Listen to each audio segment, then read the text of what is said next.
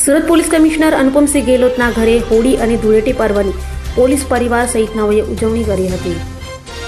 સુરત શહેર police commissioner Anupamsinh ગેહલોતના નિવાસસ્થાને police પરિવાર દ્વારા ધૂળેટી પર્વની ખૂબ જ ઉત્સાહભેર ઉજવણી કરવામાં આવી હતી। વર્ષભર કાયદો અને વ્યવસ્થા જાળવવાની કઠિન કામગીરીમાં વ્યસ્ત રહેતા પોલીસ અધિકારીઓ અને કર્મચારીઓએ આ દિવસે શિસ્ત સાથે આનંદના રંગોમાં ડૂબીને તહેવારનો લાવો લીધો હતો। આ પ્રસંગે કમિશનરે સૌને હોળી ધૂળેટીની શુભેચ્છાઓ પાઠવી હતી અને પોલીસ કાફલામાં એકતા તેમજ ભાઈચારાની ભાવના મજબૂત બને તેવો માહોલ જોવા મળ્યો હતો।